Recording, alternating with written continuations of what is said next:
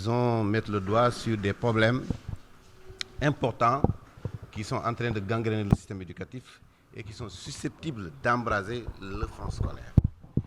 Ces problèmes relèvent en partie des retards dans la mise en œuvre des accords signés entre le gouvernement et les syndicats en février 2014.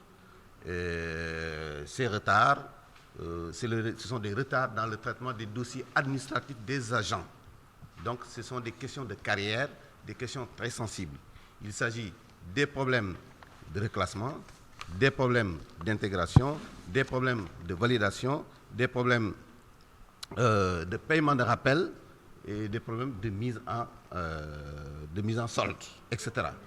Alors aujourd'hui, il y a un problème qui devient plus aigu. C'est le cas des contractuels devant devenir fonctionnaires en bénéficiant des 2/3 de leur ancienneté. Alors, la loi qui a permis cela et le décret qui a suivi cette loi fixent les délais à 2 ans. Ces délais, on arrive à cette échéance est fixée maintenant au 15 mai. Or, il y a des milliers d'enseignants concernés par la validation dont les dossiers ne sont pas encore traités ou dont les dossiers ne sont même pas dans le circuit de la fonction publique ou bien c'est simplement rejeté pour diverses raisons. Il y a risque que si on ne revoit pas l'application du décret et de la loi, du décret notamment, que ces gens-là soient injustement pénalisés. Et c'est inacceptable. Si cette échéance arrive et qu'on applique le décret, je crois qu'il va y avoir immédiatement une explosion dans le secteur de l'éducation.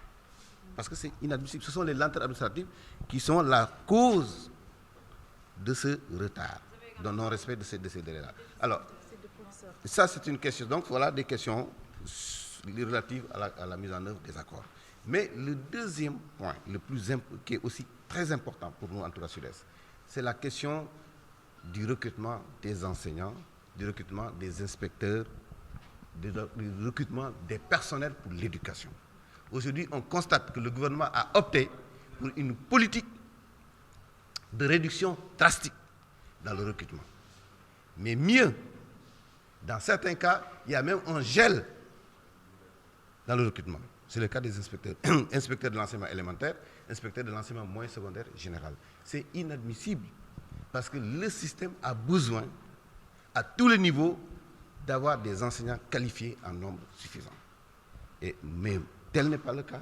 Et malheureusement, l'une des conséquences de tout cela, c'est que 1 500 000 enfants en âge scolaire sont aujourd'hui en dehors du système éducatif.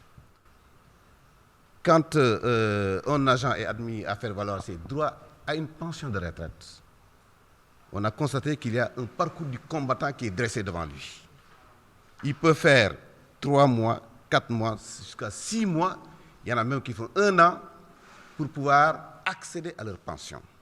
À cause des procédures administratives qui sont longues et complexes.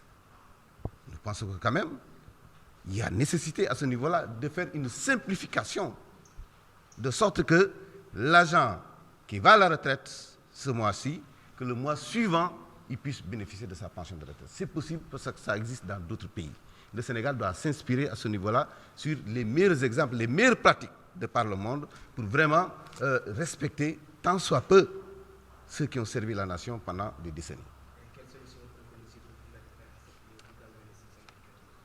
Ce que nous préconisons, nous avons dit, il faut, pour ce qui est de la mise en œuvre des accords, nous avons dit il n'y a pas eu de rencontre formelle entre le gouvernement, des plénières entre gouvernement et syndicats d'enseignants. Nous avons demandé depuis.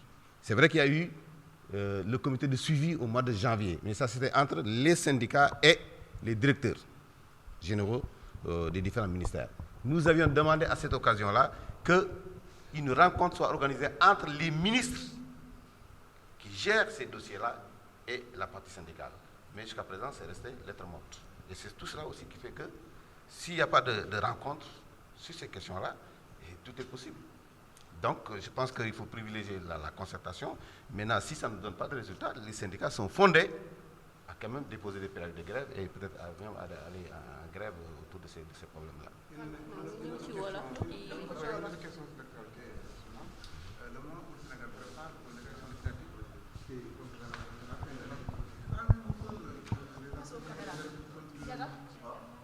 Non, je ne pense pas que les élections législatives en vue, c'est-à-dire parce que on aurait pu le comprendre si c'était une élection présidentielle, mais ce n'est pas le cas. Donc je pense qu'à ce niveau-là, il n'y a pas de rapport de cause à effet. Excusez-moi, vous dites également que l'élection de représentativité ne va pas vous empêcher de continuer le combat. Oui, je dis que c'est vrai que nous sommes en campagne électorale pour les élections de représentativité syndicale dans le secteur de l'éducation, dont le scrutin est fixé au 26 avril. On peut dire, bon, peut-être que c'est le calcul du gouvernement. Les syndicats étaient engagés dans ces élections dont les résultats quand même sont importants pour l'avenir de chacun de ces syndicats-là. Certainement qu'ils ne vont pas revendiquer. C'est là où je dis que c'est une erreur d'analyse.